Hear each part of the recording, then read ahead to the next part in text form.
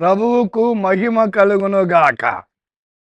దేవుని కృపచేత ఈ దినాన్ని ప్రభువు మనకు అనుగ్రహించినందుకై ఎంతగానో దేవుని స్తుతించి ఆయన నామాన్ని ఘనపరచవలసిన వారమై ఉంటున్నాం. అయితే దయచేసి గమనించండి. ఈ దినము నెహెమ్యా గ్రంథము 13వ అధ్యాయము 31వ వచనం. నెహెమ్యా అంటే ఓదార్చబడిన వాడు అని అర్థం. అయితే గమనిస్తాం, నెహెమ్యా 13:31లో నా దేవా మేలుకై నన్ను జ్ఞాపకముంచుకొనుము.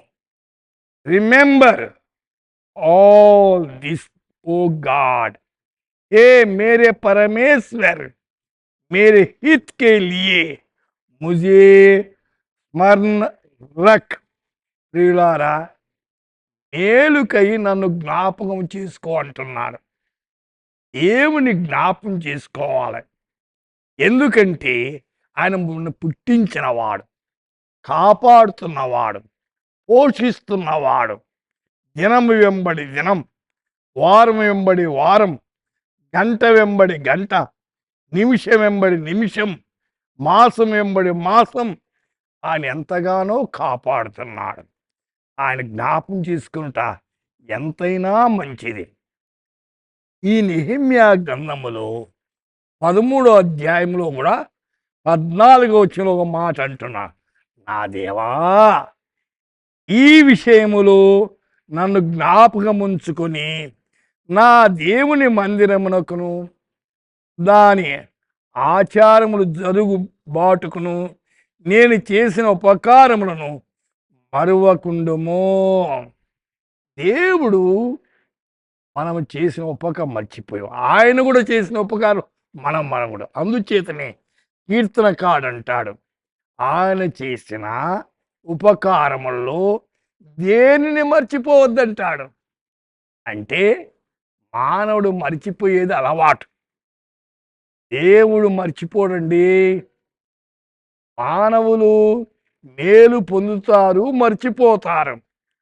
అయితే మర్చిపోవద్దండి.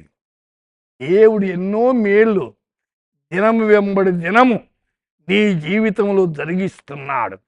ఆ మేలును తలపోసుకుని దేవుని స్తుతించుట అవసరమైనటువంటి. నెహెమ్యా 5:19లో నా దేవా ఈ జనులకు నేను చేసిన ఉపకారమును బట్టి నాకు మేలు కలుగునట్లు నన్ను దుష్టించుము అంటున్నాడు. దుష్టించమంటే దేవుడు మనల్ని గమనించాలి. ఆయన దృష్టి మన మీద ఉండాలి. ఆయన నేత్రములు లోకమంతా చూస్తాయట. మన నేత్రాలు పరిమితి, లోకమంతా చూడలేము. దగ్గరున్న వాళ్ళనే చూడలేము మనం కొన్నిసార్లు. అయితే దేవుని నేత్రాలు చాలా ప్రకాశమైనవి. లోకాన్నంతా చూచుట కాదు, లోకమున ప్రతి మానవుని యొక్క హృదయము దేవునికి తెలుసు. అందుచేత అందరి హృదయములు ఎరిగున్న ప్రభువాని ప్రార్థన చేశారు. కాబట్టి దేవుడు మన సంగతంతా బహుజాగ్రత్తగా తెలుసు. ఏది దేవునికి దాచలేము. మానవులు దాచవచ్చు, దేవునికి ఎవ్వరు దాచలేరు.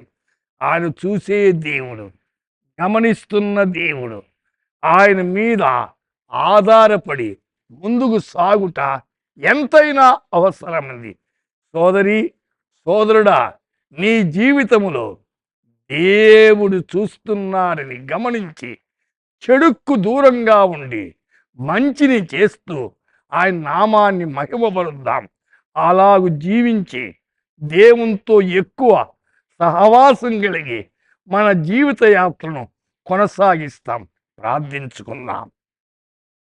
పరిశుద్ధుడా, మీరు చేసిన మేలను దేవా ఈ సమయంలో యూట్యూబ్ ద్వారా డైలీ బ్రెడ్ వింటున్న బిడ్డలతో మీరు ఉండండి.